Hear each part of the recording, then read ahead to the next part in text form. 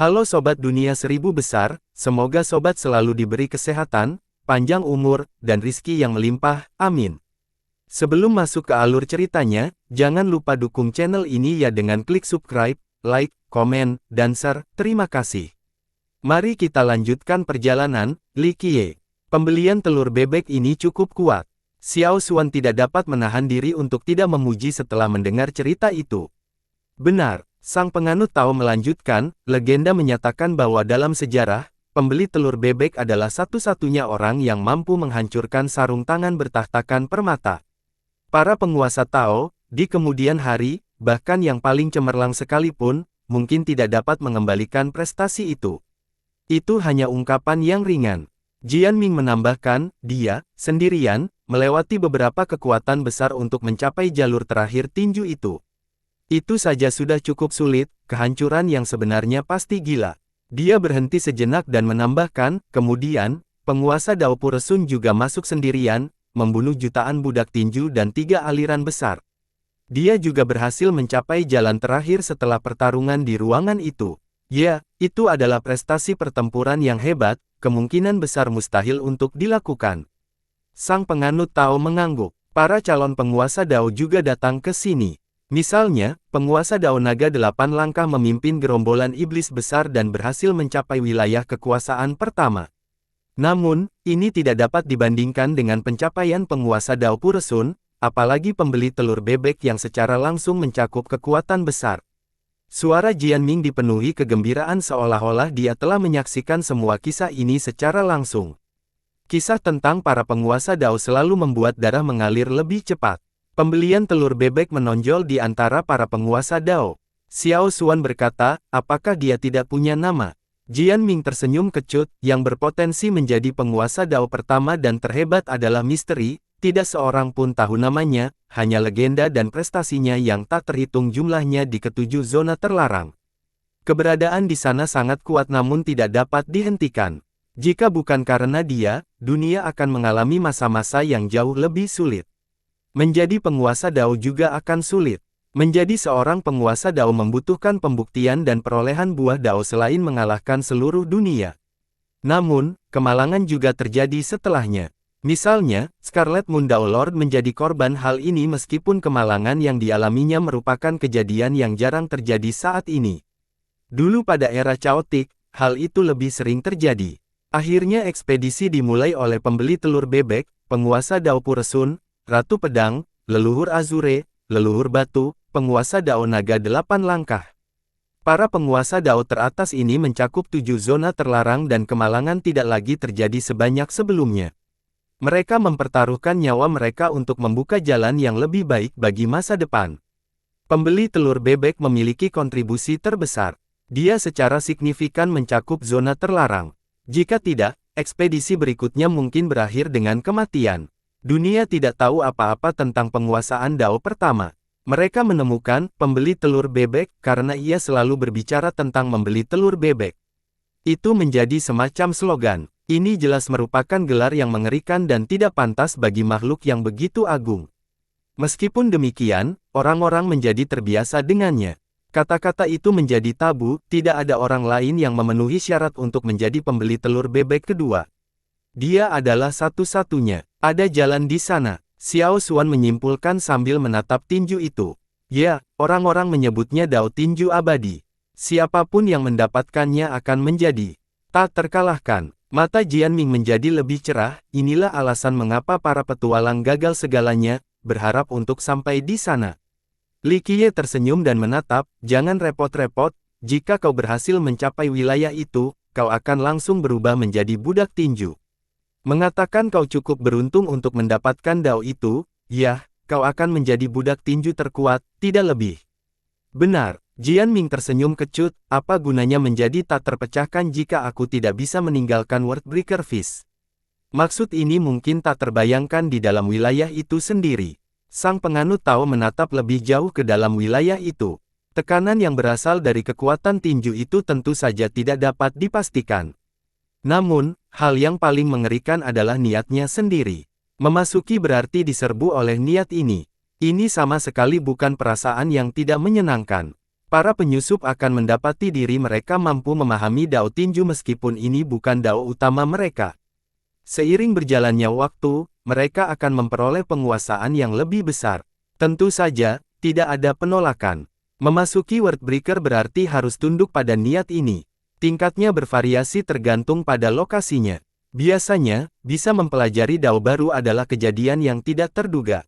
Jika mereka bisa membentuk Dao ini menjadi hukum prestasi yang sebenarnya, mereka akan menjadi lebih kuat dari sebelumnya. Hal ini tidak terjadi di Wordbreaker. Semakin banyak niat tinju yang ada di dalam, semakin banyak seseorang akan tenggelam dalam wilayah ini. Wilayah ini akhirnya menjadi kekuatan magnet yang tak terputus. Pada titik akhir, mereka akan menjadi budak tinju dan memasuki dinasti di sini, tidak dapat pergi meskipun ingin pergi. Tinju Dao berfungsi sebagai ikatan terkuat, mengikat para budak ke tanah. Jadi siapapun yang mempelajari jurus tinju di sini tidak akan bisa pergi. Xiao Xuan menjadi penasaran. Saya mendengar dua orang melanggar peraturan ini. Jian Ming tidak dapat menahan diri untuk tidak menunjukkan pengetahuannya, yang pertama langsung pergi pada saat yang tepat. Yang lainnya membutuhkan waktu lebih lama dan masih bisa pergi meskipun menjadi budak. Jelaskan, Xiao Xuan tampak tertarik. Yang pertama dikabarkan menjadi murid dari Blaze Dao Lord, bakat luar biasa yang bahkan dipuji oleh Dao Lord. Dia datang ke Wordbreaker dan menciptakan pukulan pamungkas hanya dalam 3 hari. Dia memiliki metode khusus yang diaktifkan pada detik terakhir sebelum transformasi dan memungkinkannya meninggalkan Wordbreaker. Dia berhenti sejenak dan berkata, secara teori, mempelajari dan memahami Dao Tinju akan mengubah seseorang menjadi budak, apalagi menciptakan teknik yang luar biasa. Meskipun demikian, Wordbreaker tidak dapat menahannya. Jadi, mari kita jelaskan di sini, hanya satu orang yang meninggalkan Wordbreaker setelah berubah menjadi budak, Godfist. Tao itu menambahkan, tinju dewa, berani sekali memiliki gelar ini. Komentar Xiao Xuan, itu cukup beralasan. Jian Ming tersenyum kecut, bahkan penguasa Dao pun tidak bisa menghentikan. Catatan pertempurannya luar biasa, kata Tao itu. Godfist tidak dapat dihentikan, bahkan penguasa Dao perenungan yang hebat tidak dapat dihentikan. Dia berasal dari sekte bergengsi, Sekolah Surya. Ayahnya adalah seorang kepala sekolah, namun sayangnya, ia meninggal di usia muda dan meninggalkan seorang janda dan anak-anak. Klan tersebut segera mengalami kemunduran. Ia dihormati saat menjabat sebagai kepala sekolah, dan memperoleh cukup banyak ketenaran dan reputasi. Sayangnya, dengan kematiannya, status dan keuntungan Godfist muda semuanya dirampas. Karena ia seorang anak yang lemah dan banyak penyakit, ia menyebabkan timbulnya dingin dan intimidasi dari sesama anggota sekte. Hari terburuk adalah ketika pertunangannya berubah pikiran, robek-robeknya perjanjian pernikahan. Hal ini memalukannya tetapi lama-kelamaan, ibunya menderita depresi hingga meninggal. Jabatan kepala sekolah seharusnya diwariskan kepadanya, tetapi pada akhirnya, ia kehilangan semuanya. Seorang jenius lain mengambil alih jabatan itu dan dia diusir dari sekolah. Di ujung jalan, entah bagaimana dia memasuki Wordbreaker Fist. Dunia tidak lagi mendengar tentangnya setelah itu. Tidak ada yang peduli tentang kepergiannya karena dia hanyalah orang lemah yang tidak berarti. Mereka tidak akan meneteskan air mata sedikit pun jika mereka mendengar kematian di hutan belantara. Berbeda dengan nasib tragisnya, si jenius yang menggantikan tempatnya juga disukai oleh penguasa Dao keempat dari True Immortal, Rumination. Ia direkrut untuk menjadi murid Rumination. Kiranya meroket bagai angin dan ia menjadi tak tertandingi, dipuji sebagai jenius terhebat di generasinya. Kejayaannya juga mempengaruhi Sekolah Surya. Sekolah tersebut menjadi kekuatan besar dan tak seorang pun mengingat kontribusi kepala sekolah sebelumnya atau anak sakit yang diperlakukan tidak adil. Di masa keemasannya, ia menikahi seorang wanita cantik yang dulunya adalah pertunangan Godfist. Pernikahan itu berlangsung megah dengan tamu dari seluruh dunia termasuk raja dan bangsawan terkenal. Kultivator terhebat pada generasi itu, penguasa Dao Rumination, mengirimkan ucapan selamatnya. Hari itu benar-benar puncak kehidupan sang jenius, memperoleh dan kecantikan. Yang lain hanya iri padanya. Pada saat yang sama di hari yang menggembirakan ini, seorang pemuda tiba-tiba keluar dari Wordbreaker, Godfist. Dia telah menjadi budak pertama namun dia tidak dibatasi oleh batasan Wordbreaker. Tujuannya tidak lain adalah Solar Skull. Kekacauan terjadi pada saat kedatangannya. Para leluhur dan raja beraksi untuk menjatuhkannya, tetapi pukulannya sangat merusak dan tidak dapat dibendung. Dia membunuh para penguasa tua ini, bahkan sampai mengalahkan jenius tertinggi yang memegang senjata penguasa Dao. Saat dia hendak memberikan pukulan terakhir dan membasmi seluruh solar, penguasa Dao perenungan akhirnya mengambil tindakan. Namun, dia tetap tidak bisa menghentikan pukulan pamungkasnya. Pukulan itu datang seperti malapetaka dari surga. Api membakar seluruh sekolah hingga hangus. Sang penguasa Dao kemudian mencoba menangkap Godfist tetapi yang terakhir berhasil kembali ke Worldbreaker. Semua dari Eight Desolus terkejut setelahnya dan semakin menjadi ketakutan pada Worldbreaker. Mereka tidak mengerti bagaimana Godfist berhasil menjadi begitu kuat tetapi yang terpenting, mampu meninggalkan wilayah itu. Pemuda itu kemudian mendapat gelar baru, Godfist. Sekolah Surya dan Sang Jenius Agung pun terlupakan. Sebuah frase populer juga berasal dari peristiwa ini, no tinju tapi Godfist. Sayangnya, ia memilih untuk menghabiskan sisa hidupnya di Worldbreaker dan tidak pernah pergi. Selama masa jabatannya, tidak ada yang berani menantang Worldbreaker. Para makhluk penyendiri itu mewujudkan pencapaian unik ini, mampu meninggalkan tanah terkutuk. Hanya murid Dewa Dao terberkati yang bisa mendekat, tapi ingat, dia pergi sebelum menjadi budak pertama. Berkat prestasi yang belum pernah terjadi sebelumnya ini, tak seorang pun mempermasalahkan gelar Godfist yang mengagumkan. Sejauh yang kami ketahui, Godfist adalah satu-satunya yang meninggalkan Worldbreaker setelah transformasi. Sungguh luar biasa, Jian Ming menyelesaikan ceritanya, tidak merasakan apapun selain rasa kagum. Budak tinju perkasa lainnya tidak bisa pergi. Tanya Xiao Xuan. Jian Ming dan Tao itu saling bertukar pandang. Tao itu mengusap dagunya lalu menenangkan kepalanya, menurutku tidak. Tinju ilahi emas. Yang mengerikan itu cukup kuat dan memulai sekte di Worldbreaker. Namun, dia tetap tidak bisa pergi. Mengerikan sampai sejauh mana? Tanya Xiao Xuan. Mampu melawan penguasa Dao. Jian Ming menjadi bersemangat setiap kali berbicara tentang kekhawatiran papan atas, dia sudah kuat sebelum memasuki Worldbreaker. Namanya Yezuo Dao, dia menjabat sebagai penguasa kota emas. Dia tidak melebih-lebihkan. Penguasa kota emas adalah posisi yang dihormati oleh seluruh dunia. Entah kenapa, Yezuo Dao memutuskan untuk memasuki Worldbreaker. Dia bukan budak biasa. Dia membangun sekte dengan gelar yang sama di sana. Perlu diingat bahwa dalam sejarah, hanya segelintir orang terpilih yang mampu membangun sekte. Sisanya harus menyatu dengan dinasti di sana. Sektenya berhasil bersaing dengan dinasti, itu saja sudah cukup untuk menunjukkan betapa kuatnya dia. Jian Ming berhenti sejenak sebelum melanjutkan, tahun itu, penguasa Dao Lima Matahari mulai melawan ekspedisi penghancur dunia. Sayangnya, ini tidak berhasil karena Yezuo Dao berdiri di pintu masuk sendirian untuk menghentikan pasukan. Penguasa Dao Lima Matahari menyadari betapa sia-sianya ini dan tidak pernah memulai ekspedisi kedua. Seorang pria berdiri di gerbang. Benar-benar hebat. Puji Xiao Xuan. Benar, tapi lihat, seseorang yang bertengkar dia tetap tidak bisa pergi, kata Tao itu lembut. Golden Divine Fist menghentikan pasukan penguasa Dao di gerbang. Itu saja sudah cukup menggambarkan kekuatannya. Namun, Godfist bisa pergi sementara dia tidak bisa. Perbedaannya terlihat jelas hanya dengan sekali pandang. Tinju dewa mungkin satu-satunya yang memuatnya di antara para budak tinju. Kata Tao itu dengan sentimental. Suatu hari menjadi budak, selamanya menjadi budak. Komentar Li Qiye. Jian Ming menjadi takut saat menatap Worldbreaker. Karakter yang tak terpecahkan telah masuk tetapi tidak pernah kembali. Dia tidak ingin menjadi budak meskipun kekuatannya meningkat. Bagi seseorang yang gemar bepergian seperti dia, terjebak di Worldbreaker lebih buruk daripada kematian. Jangan berlama-lama di sana. Katanya, semuanya akan berakhir jika kita menjadi budak. Bagaimanapun, kita tidak lepas kendali seperti Duality Master. Tuan Dualitas. Xiao Xuan tampak tertarik pada semua kekhawatiran ini. Bagaimana aku harus menjelaskannya? Jian Ming memilih kata-katanya dengan hati-hati karena ini adalah karakter yang agak sulit untuk dijelaskan, monster, dewa, abadi, surga. Duality Master adalah satu-satunya orang dalam sejarah yang tidak terpengaruh oleh Worldbreaker, setidaknya menurut catatan. Sang penganut Tao menyela, sama sekali tidak tersentuh oleh niat pertama, sesuatu yang tidak dapat dilakukan oleh para penguasa Tao. Agak aneh.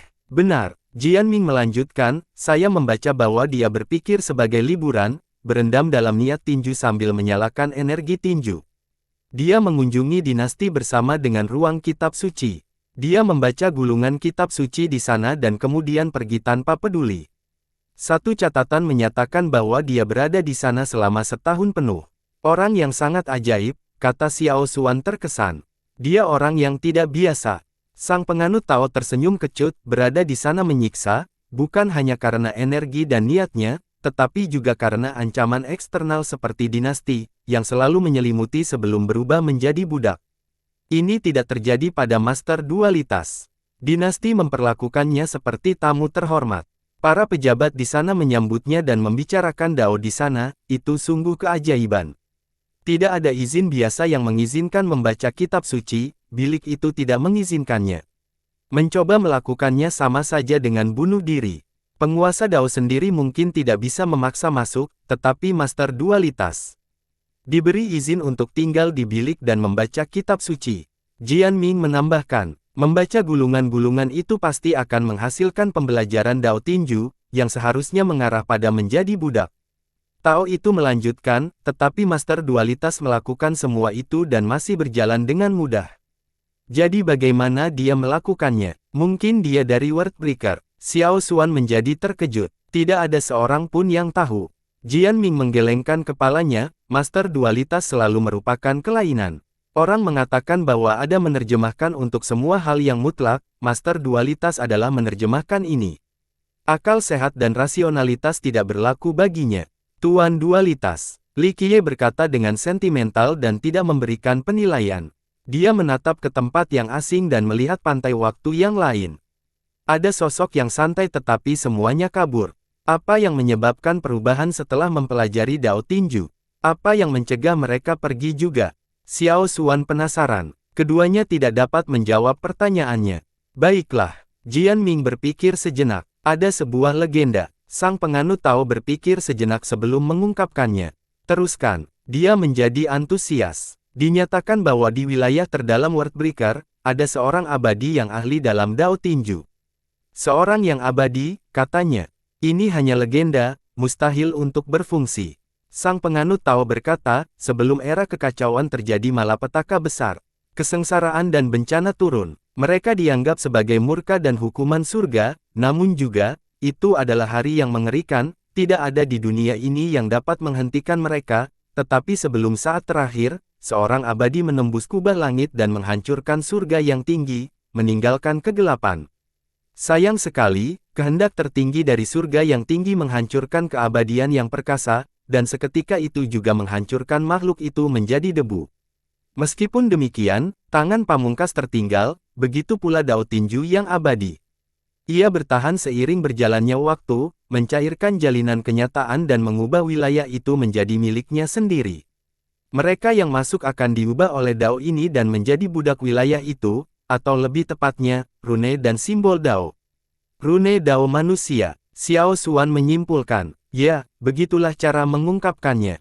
Sang penganut Tao mengakui, menghancurkan surga yang tinggi. Konyol, Li Qiye menghela nafas dan menenangkannya. Bukankah ini benar, bangsawan muda?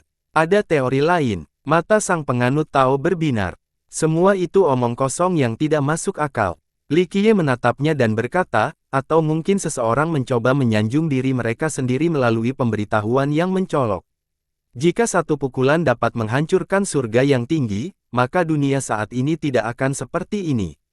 Keabadian sejati pasti sudah muncul, tidak seorang pun dapat melakukannya, baik di masa lalu maupun di masa depan.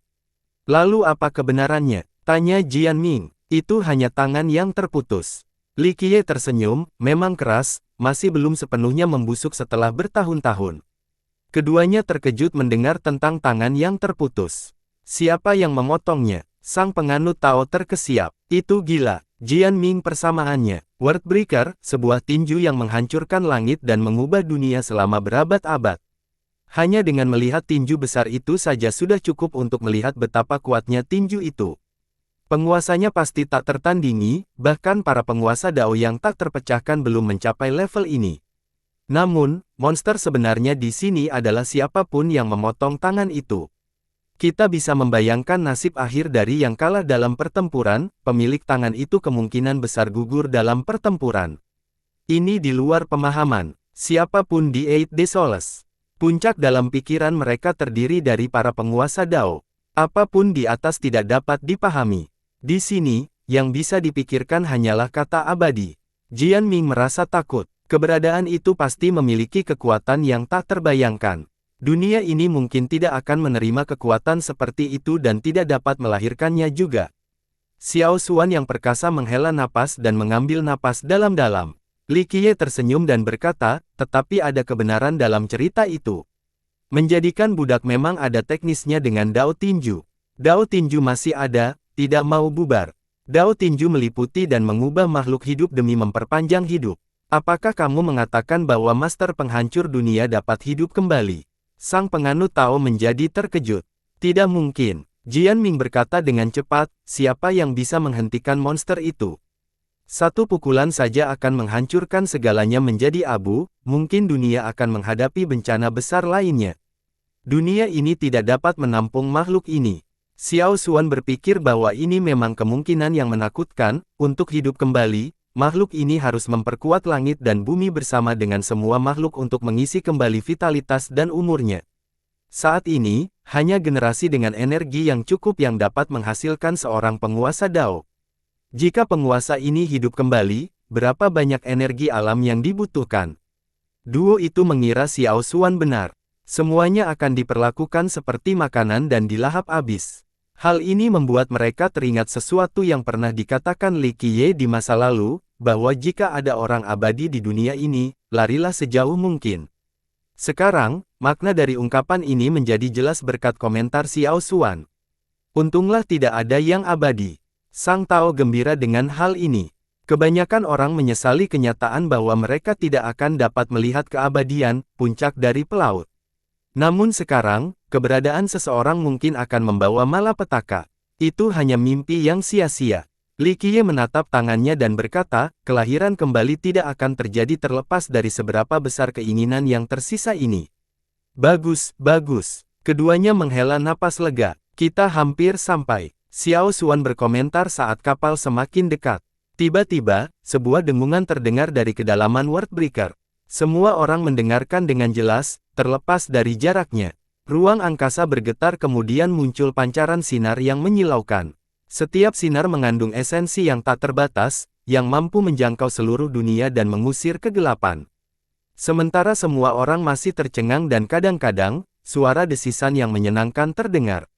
Sesuatu melintas di udara seperti meteor dan meninggalkan jejak yang luar biasa. Apa itu? Penonton sama sekali tidak menduga hal ini. Kelihatannya seperti berlian, bukan batu permata. Seorang berpartisipasi yang kuat berhasil melihat beberapa petunjuk. Apa? Orang-orang di perjanjian tidak tahu apa yang sedang terjadi. Ledakan. Detik berikutnya, cahaya keemasan muncul. Gelombang cahaya yang memandu dari sumbernya tampak seperti memiliki bentuk fisik dan terbuat dari emas. Sosok agung akhirnya dapat terlihat, seorang lelaki tua berbaju besi emas cemerlang yang tampak seperti dewa tertinggi. Hancurkan! Dia meraung dan meninju ke depan, melepaskan tsunami emas yang dapat menelan dunia.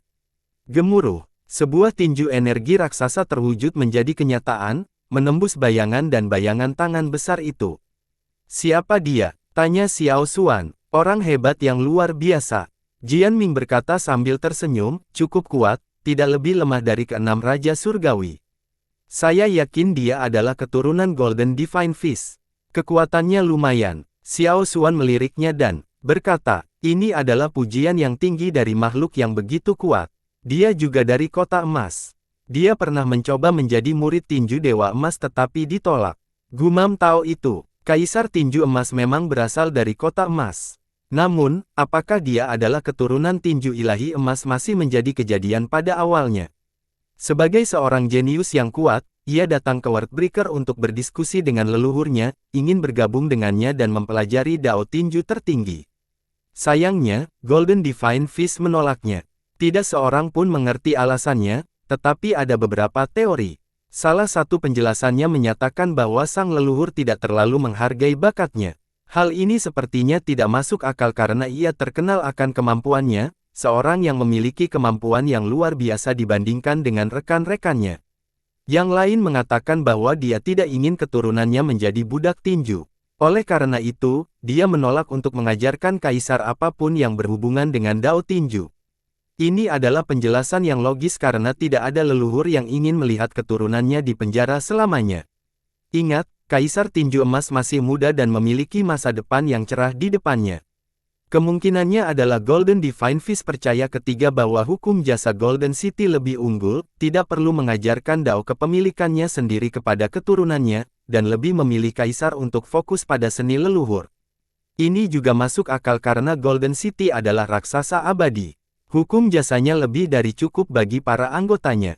Apapun alasannya, Kaisar Tinju Emas tidak pergi setelah persetujuan itu. Tentu saja, dia tidak tinggal di Wordbreaker, melainkan di kota yang hancur yang dikenal sebagai Skis Demise di pinggiran kota. Dia fokus mempelajari teknik tinju legendaris, ingin menyerap energi tinju dan merasakan niatnya dari jauh. Akhirnya, dia membuat beberapa kemajuan. Siapa yang tahu apakah leluhurnya telah membantu setelah melihat dedikasinya atau apakah dia hanya mengandalkan bakat dan pemahamannya yang luar biasa. Gaya tinju menjadi cukup kuat hingga mirip dengan gaya tinju leluhurnya. Inilah asal mula gelarnya, Kaisar Tinju Emas. Dengan mendominasinya, ia memperoleh pengaruh yang cukup untuk memulai sekte miliknya sendiri di Skis Demise. Ia tidak pernah kembali ke Golden setelah itu. Singkat kata, sang kaisar berhasil mempelajari jurus tinju agung dan terus mempelajari Wordbreaker saat berada di luar. Ledakan. Pada saat berikutnya, pukulan lain melawan serangannya. Gelombang ledakan melanda wilayah itu dan membuat banyak orang tercengang. Serangan kedua itu cukup kuat untuk melilit satu sekte. Hasilnya, sang kaisar terlempar ke udara. Siapa yang baru saja melemparkannya? Teriakan seorang penonton. Orang-orang percaya bahwa dia sama kuatnya dengan Raja ke-6 dari 3000 Dao. Rupanya dia telah kalah dalam pertarungan pertama ini. Benar saja, ia mengandalkan momentum itu dan menghilang ke dalam pegunungan. Ia cukup cepat sehingga orang-orang hanya melihat kilatan yang mirip dengan kilauan berlian. Dia berhasil keluar. Semua orang menyaksikan pelariannya yang sukses. Siapa yang mengalahkannya dengan satu gerakan? Jian Ming menarik napas dalam-dalam. Jangan lupa, dinasti ini punya banyak budak tinju yang tak terkalahkan. Jawab Tao itu. Benar, Jian Ming berkata, dinasti ini telah selamat dari ekspedisi yang tak terhitung jumlahnya dari para penguasa Dao, sebuah keajaiban yang sesungguhnya. Selama Dao tinju abadi masih ada, akan ada cukup banyak budak untuk melindungi dinasti. Itu sangat jahat. Tao itu menambahkan, siapa yang bisa menghancurkan Dao tinju itu? Aku khawatir banyak penguasaan Dao telah mencobanya. Jian Ming mengangkat bahu. Terlebih lagi, ada periode ketika dinasti tersebut musnah sepenuhnya, tetapi pada akhirnya, dinasti baru akan terbentuk, yang muncul oleh budak-budak baru. Setidaknya mereka tidak bisa meninggalkan Wordbreaker. Kalau tidak, bukan giliran 3000 Dao untuk menguasai dunia. Kata Tao itu dengan sentimental. Tidak seorang pun akan menyangkal pernyataan ini karena ada beberapa budak tinju yang luar biasa di Wordbreaker. Mereka hidup menyendiri karena mereka tidak bisa pergi. Jika tidak, hanya Dao Sanqian saja tidak akan bisa menghentikan mereka untuk mengambil alih. Pukulan tadi sungguh luar biasa. Mungkin aku harus mencobanya. Xiao Xuan menjadi bersemangat untuk mencobanya. Nona, tolong katakan padaku kalau kau bercanda. Jangan bilang kau ingin dinasti. Jian Ming terkejut. Kau pikir aku tak bisa? Dia melorotnya. Dia merinding karena takut dan terbatuk kecut. Bukan itu maksudku. Nona benar-benar tak terpecahkan. Tidak perlu kau memberitahukan dirimu seperti budak-budak ini. Benar, budak-budak itu tidak sepadan dengan waktumu. Tao itu langsung menambahkan. Mereka takut dia akan menghadapi lawan yang sangat tangguh. Itu tampak seperti bunuh diri. Xiao Xuan sangat tidak senang dengan tanggapan ini. Kalian semua tidak menyadari pentingnya. Li Qiye tersenyum. Apa maksudmu, bangsawan muda? Jian Ming segera bertanya. Apakah kamu melihat kilatan tadi? Tanya Li Qiye. Kilatan. Jian Ming memikirkan kilatan yang menyilaukan itu lalu berkata, Kaisar tidak ada di sana untuk bertarung. Dia baru saja mendapatkan sesuatu. Apa yang dia dapatkan? Sepertinya dia membahayakan nyawanya hanya untuk mencapainya. Sang penganut Tao menjadi penasaran. Sesuatu yang luar biasa, aku yakin. Jian Ming menenangkan diri dan menjawab, dia telah melihat banyak harta karun sebelumnya. Bahkan senjata Dao Lord tidak sebanding dengan kecerobohannya. Ingat, dia tahu betapa menakutkannya Wordbreaker lebih dari siapapun. Sang penganut Tao menyetujuinya. Sang kaisar berasal dari kota emas, sebuah tempat dengan sumber daya yang tak tertandingi. Sebagai mantan anggota kota emas dan seorang guru sekte, dia pasti pernah melihat artefak yang menakjubkan sebelumnya. Dia juga tahu bahayanya melawan dinasti pertama, tetapi dia memilih untuk menghancurkan segalanya. Ini adalah bukti nilai barang tersebut. Apa yang membuat keributan? Jian Ming mengusap dagunya dan berkata, sebuah batu permata. Li Qiye menghemat waktu mereka dan mengungkapkannya. Batu permata, jenis apa? Ulang Jian Ming. Sang penganut Tao segera menyadari dan meninggikan suaranya, batu permata dalam legenda itu. Ingat, pembeli telur bebek menghancurkan sarung tangan dengan batu permata yang tertanam, apakah ini yang sedang kita bicarakan? Petik 2 tanda tanya tanda seru petik 2. Jian Ming terkejut saat dia berteriak, batu permata abadi dari sarung tangan dewa. Jadi legenda tentang pembeli telur bebek itu benar, gumamnya, dia benar-benar mengambil batu permata itu dan menghancurkan sarung tangan itu saat itu. Ada 5 batu permata, bukan hanya 1. Li Qiye mengoreksi. Ya, Sang Tao mengulanginya setelah mendengar ini. Jian Ming menatap tinju itu dan berkata, batu permata itu tak bernilai harganya, seberapa hebatkah itu? Niat tinju itu masih ada setelah sekian lama. Tangan itu sungguh mengerikan. Oleh karena itu, sarung tangan dan batu permata yang tertanam di dalamnya pasti sangat mengesankan. Sulit bagi anak-anak muda untuk memahami nilai dan kekuatan. Tidak ada harta karun di dunia yang dapat dibandingkan dengan batu permata utuh, tidak ada senjata penguasa Dao, senjata warisan, atau bahkan artefak paragon yang dibuat oleh penguasa Dao. Singkatnya, tidak ada yang diciptakan di dunia ini yang sebanding. Kata Li Qiye, sekuat itukah? Bukankah tak terpecahkan oleh apapun, gumam Jian Ming. Sepertinya begitu. Sang penganut Tao menarik napas dalam-dalam. Jika Li Qiye benar, maka artefak paragon langka yang diciptakan oleh para penguasa Dao tidak akan mampu melawan batu permata itu. Ingat, itu hanya 1 dari 5 batu permata dan ini belum termasuk sarung tangan itu sendiri. Baiklah, saya hanya berbicara tentang senjata yang dibuat di sini. Ada yang menyampaikannya. Li Qiye tersenyum. Pengecualian. Sang penganut Tao berpikir sejenak tentang senjata-senjata khusus ini. Mengapa pembeli telur bebek tidak mengambil sarung tangannya, atau setidaknya batu permatanya? Jian Ming memikirkan hal lain. Hanya dia yang tahu. Mungkin dia tidak terlalu menghargai batu permata itu atau mungkin batu permata itu hilang setelah sarung tangan itu diturunkan, kata Tao itu. Sial, bagaimana mungkin? Jika dia tidak begitu menghargai batu permata, apalagi yang bisa membuatnya kokoh? Keluh Jian Ming, sekali lagi, menguat. Pembeli telur bebek mungkin tidak peduli dengan apapun, kata Li Qiye. Keduanya saling bertukar pandang dan berbelit-belit. Kultivator ini tidak pernah meninggalkan apapun atau jejak apapun, setidaknya sejauh yang diketahui dunia. Makhluk ini dikelilingi kabut, tidak ada hukum jasa dan harta karun yang diketahui berasal darinya. Tiba-tiba, Xiao Xuan menyela pembicaraan mereka, aku merasakan sesuatu dari masa lalu. Dari masa lalu, hal ini menyadarkan Jian Ming dan Tao dari kebingungan mereka. Rasanya sudah tidak asing lagi, auranya masih terasa di sini, ungkapnya. Coba saja, gunakan mantramu untuk mengamati, jika ada, pasti akan ada reaksi. Saran Li Qiye. Xiao Xuan menarik napas dalam-dalam. Ia memusatkan perhatiannya dan membentuk mudra dengan kedua tangannya. Hukum Dao langsung muncul di sekelilingnya. Meskipun dia belum mengembangkan hukum jasa, mudranya terbentuk dengan sempurna. Aliran mantranya juga alami, berdengung. Lebih banyak hukum Dao muncul saat dia menyampaikan mantranya. Jian Ming dan Tao terkejut saat mengungkap hukum-hukum kuno dan misterius itu. Hukum-hukum itu sepertinya berasal dari masa lampau. Kemungkinannya tidak mungkin untuk menciptakannya hanya melalui improvisasi. Garis keturunannya seolah menjadi pendorong utama. Dentang, mereka bersatu membentuk sesuatu yang menyerupai piring surgawi. Piring itu mulai berputar dan lebih banyak hukum menempel pada permukaannya, menciptakan semacam cermin. Ia menguasai seluruh dunia, tetapi yang paling penting, Worldbreaker Fish. Dalam pantulan cermin, pegunungan tidak terlihat lagi, digantikan oleh jurang yang besar. Di sana, dia kemudian menunjuk ke sudut tertentu dari piring. Tempat apa itu? Tanya Jian Ming. Buka, teriak Xiao Xuan dan meningkatkan kekuatan hukum Dao, membuatnya berdenyut dengan cahaya aneh. Pelat yang menyerupai cermin itu mulai bersinar di tempat yang diinginkan Xiao Xuan. Fenomena visual muncul dan disaring oleh cermin. Fenomena tersebut menghilang tanpa jejak setelah dihilangkan. Setelah beberapa lama, sebuah fenomena akhirnya meninggalkan jejak dengan irama mistis. Fenomena itu tampak memiliki detak jantungnya sendiri. Dia mengangkat satu jari dan menyedot semua cahaya dari cermin.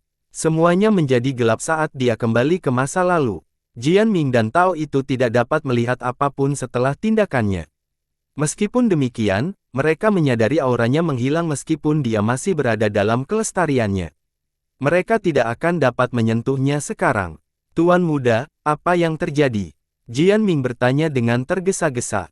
Li Qiye melirik ke arahnya dan berkata, ini adalah tanda ingatan untuk tujuan pelacakan. Hanya keahlian yang sangat kuat yang dapat meninggalkannya untuk diri mereka sendiri. Apakah itu bisa berhasil melalui perbaikan? Penganut Taoisme pernah mendengar hal serupa sebelumnya.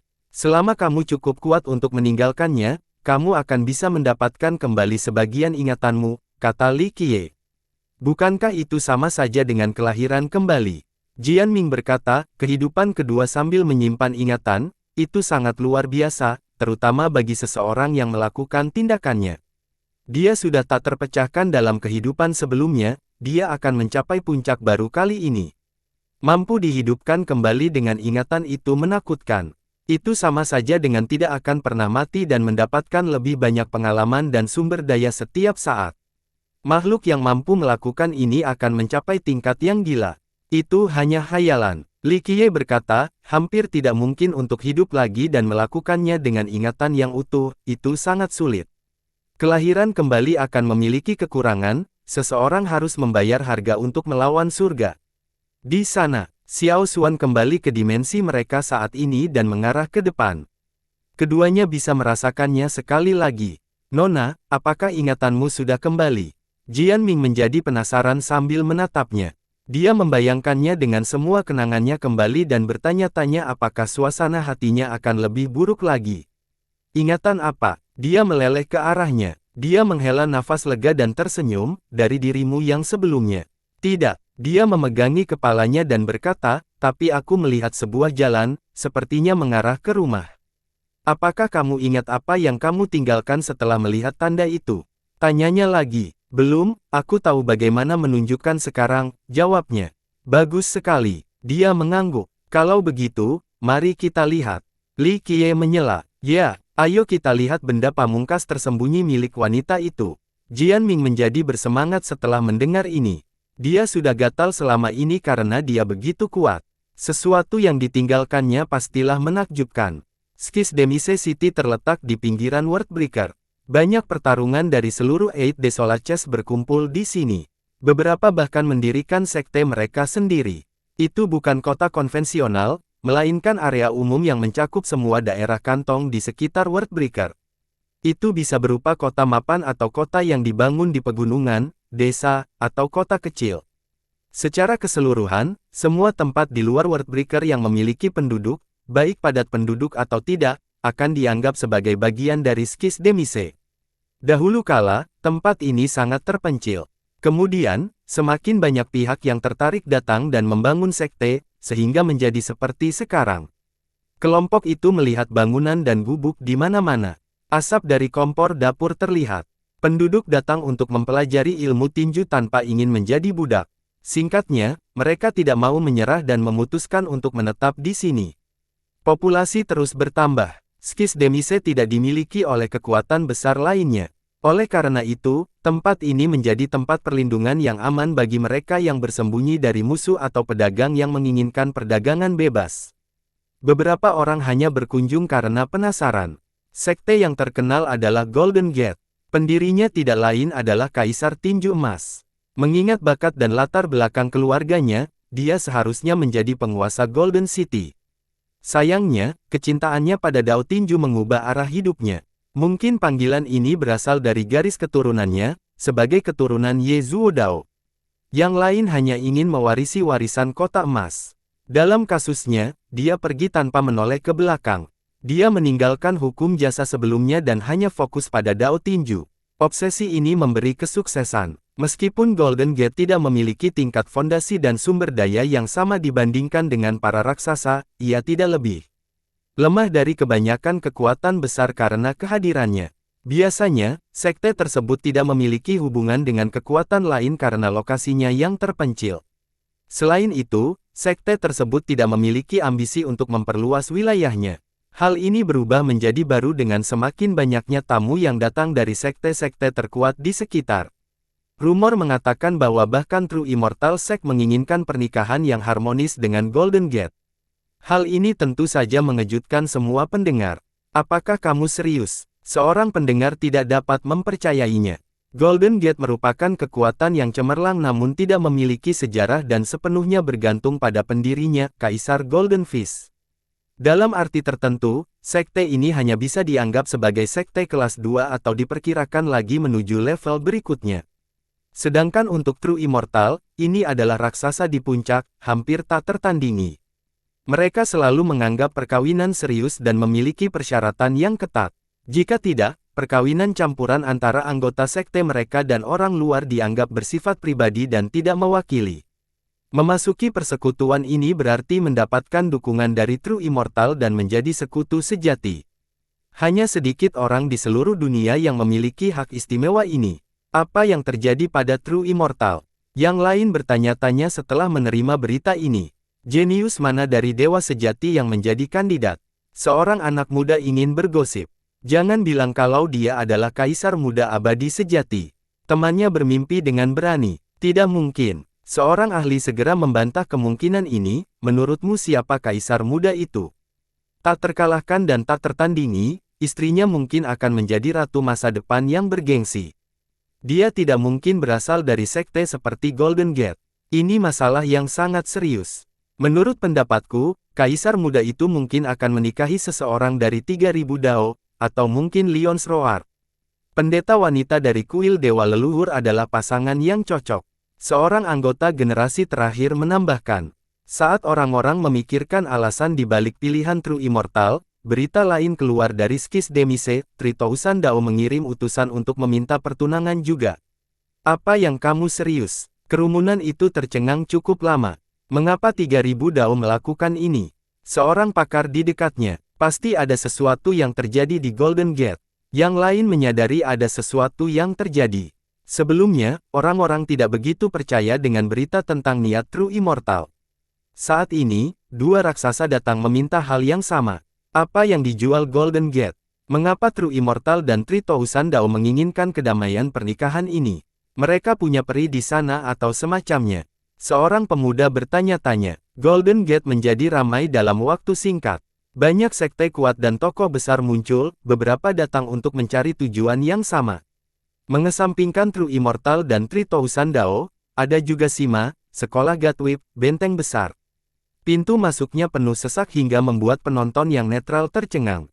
Mereka mengira Golden Gate mungkin memiliki seorang wanita cantik. Para pembudidaya yang lebih tua tidak berpikir demikian karena raksasa-raksasa itu tidak peduli dengan penampilan saja. Golden Gate pasti telah memperoleh sesuatu yang baru-baru ini. Tidak ada rahasia yang bertahan selamanya. Seseorang akhirnya menyampaikan informasi mengenai Golden Fist Emperor yang memperoleh item yang tak ditandingi dari Wordbreaker.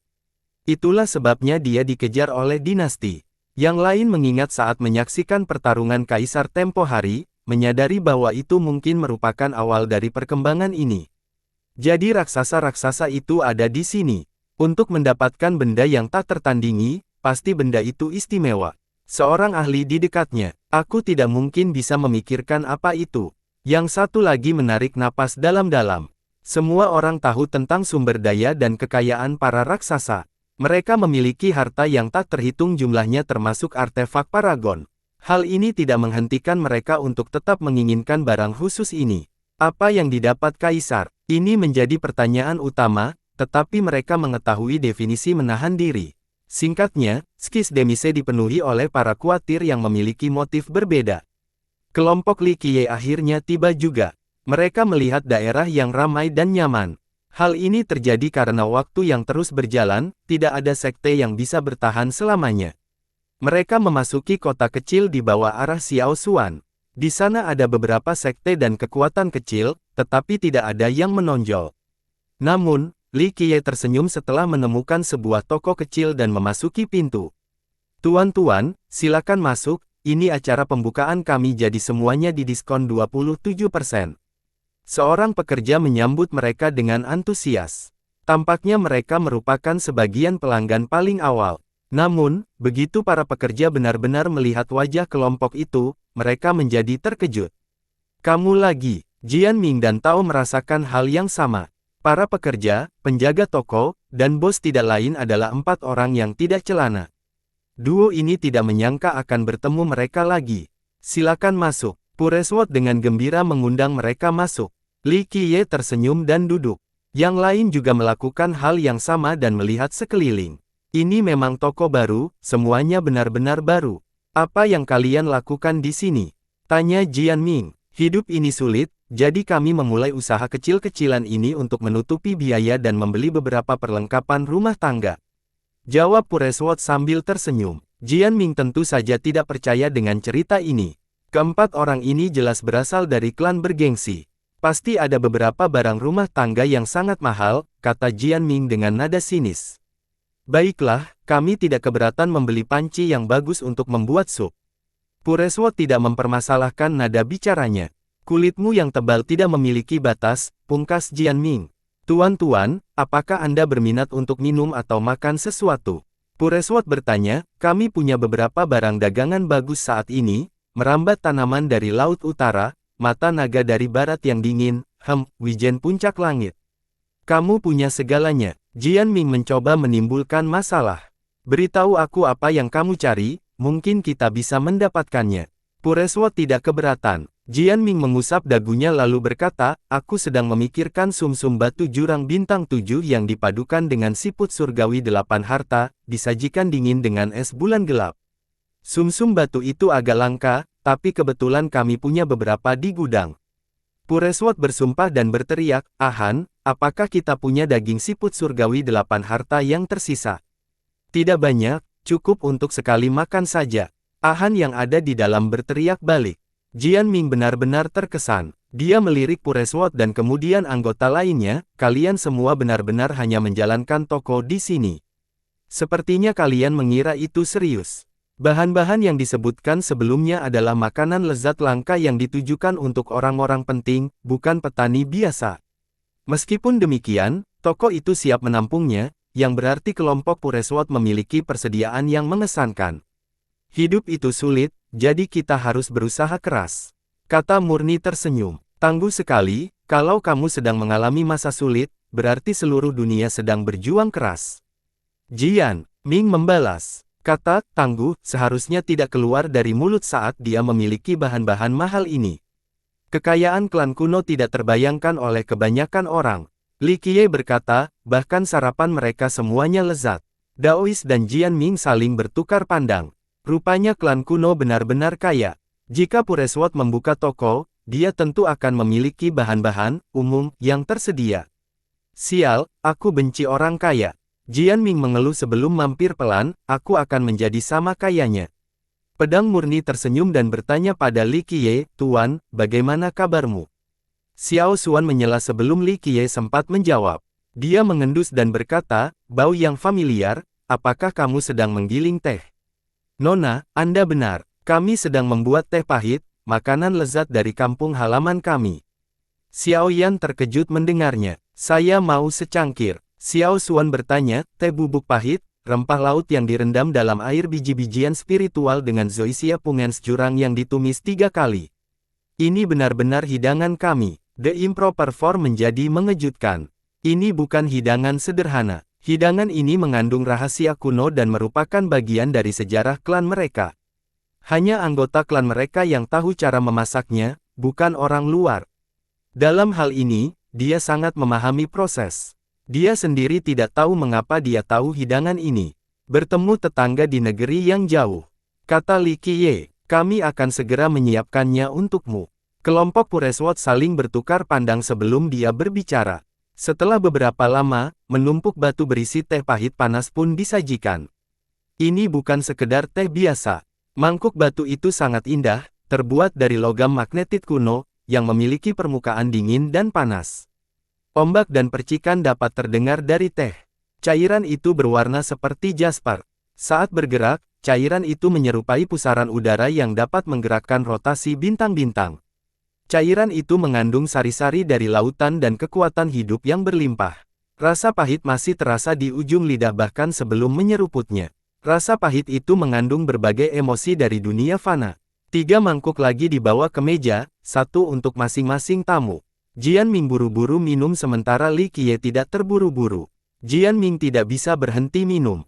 Begitu selesai, dia memukul nepuknya dan menikmati rasanya, rasa yang aneh. Aku merasakan pengalaman manusia mengalir turun dengan sekali teguk.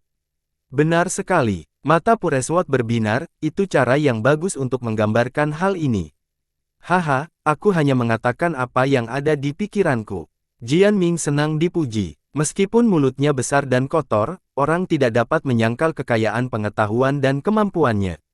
Memem, Sang Tao meluangkan waktu untuk menikmati teh itu sebelum berkata, sepertinya ada pencerahan dengan roh yang menawan, minuman yang dimaksudkan untuk upacara tertentu, mungkin.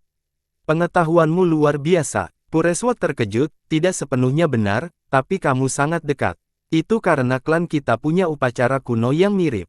Mungkin klanmu bahkan lebih tua dari klanku, bukan bagian dari zaman ini. Pureswot tidak mengatakan apapun. Dia dan rekan-rekannya tidak ingin mengungkapkan latar belakang mereka. Aku pernah minum ini semasa mudaku. Xiao Xuan menghabiskannya dan tampak cukup puas. Hal ini mengejutkan Pureswot dan yang lainnya karena hanya klan mereka yang memiliki akses ke minuman ini. Mereka telah mengawasinya sepanjang waktu sejak dia membicarakan minuman ini. Ini berarti dia mungkin anggota klan mereka. Enmun, mereka tidak tahu siapa dia. Bagaimanapun, mereka tahu semua anggota yang keluar dan berkeliaran karena biasanya, mereka tetap berada di klan mereka. Bolehkah saya tahu nama Anda, Nona? Kata Murni membungkuk. Aku tidak tahu. Bangsawan muda, siapa nama belakangku? Xiao Xuan menggelengkan kepalanya. Nanti kau akan mengingatnya. Li Qiye tersenyum padanya lalu berkata pada Pureswot, tidak perlu bertanya, kamu akan tahu pada saat waktunya tepat. Keempatnya berhenti bertanya meskipun penasaran setelah mendengar ini. Tuan, apakah Anda menginginkan sesuatu lagi? Xiao Yan bertanya dengan hormat. Rebus 1 teko teh dengan daun bawang menggunakan metode pemurnian Void Imperfection dan penggunaan teknik Winchester untuk mengipasi api. Cairannya harus tepat, tapi yang terpenting, penguasaan apinya. Jangan sampai salah. Li Qiye memerintahkan. Komentar santai itu mengejutkan para pemuda karena mengungkapkan hampir semua hal tentang Xiao Yan. Terlebih lagi, komentarnya menegaskan seolah-olah dia adalah seorang pembantu. Meskipun mereka memilih untuk menyembunyikan identitas mereka, pada dasarnya mereka adalah tokoh penting. Bahkan orang-orang penting dari negara-negara besar tidak memiliki wewenang untuk memerintah mereka. Permintaanmu tidak masuk akal. Han memprotes, Xiao Yan tidak perlu membuat teh ini. Kami bisa menawarkan teh alis putih sebagai gantinya, bukan apa-apa. Tidak, teh pemburu angin ketidaksempurnaan Void. Li Qiye mendesak. Kami tidak punya itu. Han menenangkan. Tidak tersedia. Woodman berkata terus terang. Dia bukan orang yang banyak bicara. Mereka sangat tidak senang dengan sikap Li Qiye. Xiao Yan adalah adik seperguruan mereka, tetapi dia berani memerintahnya seperti pembantu. Pureswot menuangkan mata pada mereka, tidak ingin kelompok mereka bertabrakan dengan Li Qiye. Xiao Yan menyembunyikannya dan menyuruh mereka mengabaikannya. Dia kemudian menatap Li Qiye, bentangannya sedikit berkerut. Dia tidak tahu siapa dia, tapi satu hal yang pasti, dia tahu latar belakang. Meski tahu betapa megahnya itu, dia tetap memesannya tanpa ragu. Ini sungguh aneh. Kalau begitu, aku akan menyiapkannya untukmu, bangsawan muda. Dia membungkuk dalam-dalam dan menyapanya dengan hormat. Dia pergi ke ruang belakang sementara Jian Ming dan Tao menjadi penasaran. Mereka juga ingin mengetahui asal-usul keempat orang ini. Li Qiye jelas tahu, dia hanya tidak ingin memberitahu mereka.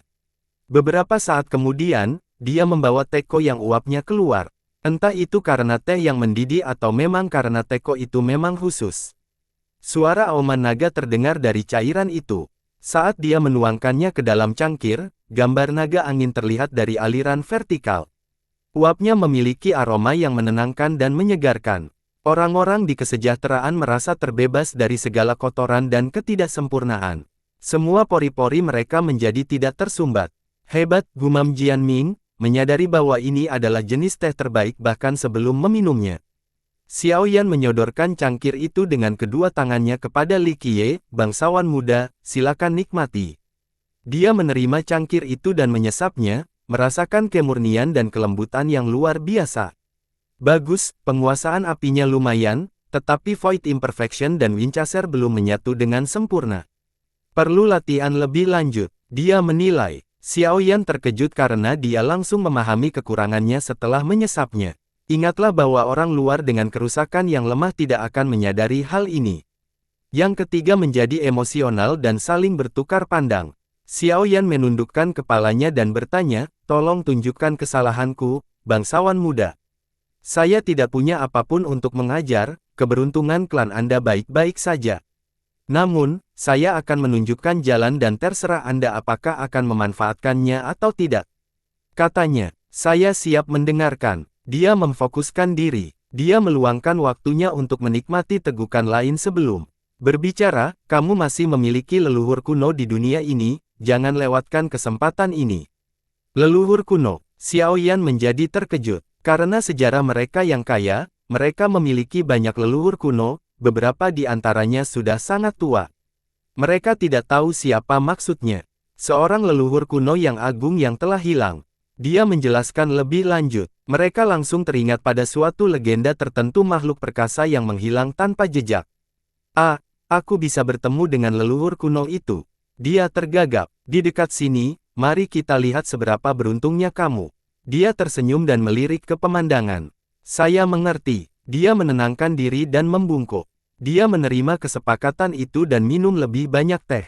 Tentu saja, kedua pengikutnya tidak dapat menahan kegembiraan mereka dan ingin tahu siapa sosok itu. Mereka menahan diri agar tidak berisik karena mungkin mengganggu Li Qiye. Sedangkan Xiao Xuan, dia mengabaikan semua ini dan terus makan dan minum. Pada saat ini, seorang tamu lain datang ke toko. Aroma harum seperti buah matang memenuhi udara. Gadis itu berusia sekitar 20 tahun. Ia mengenakan gaun kuning berlipit yang dibuat dengan sangat rapi. Dia anggun dan cantik dengan sedikit kesan ceria di matanya. Sayangnya, sepertinya ada sesuatu yang mengganggu pikiran. Dia memperhatikan aroma teh tersebut dan bertanya, pemilik, bolehkah saya membeli sepoci teh ini? Pureswat datang dan menggelengkan kepalanya, maaf, Nona, hanya ada satu pot. Apakah ada hal lain yang bisa saya bantu? Cuma hidangan lain saja, apa saja boleh. Dia duduk dan berkata, baiklah, 4 makanan ringan dari Laut Timur. Pureswat menyarankan dan dia mengangguk setuju. Dia melirik ke arah kelompok Li Qiye, terutama dia.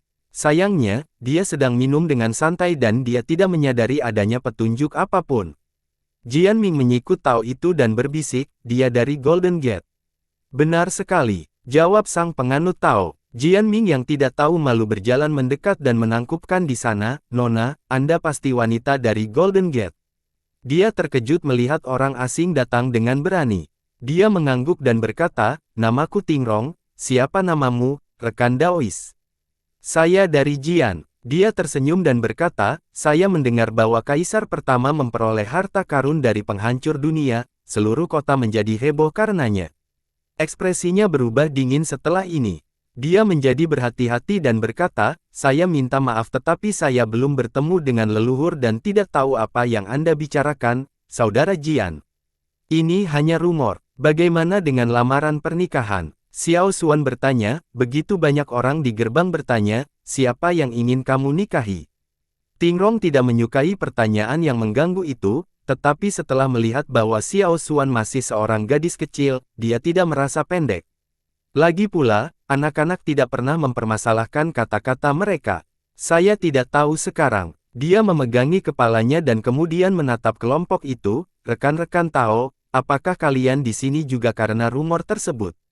Bukan begitu, Jian Ming tersenyum. Bersambung.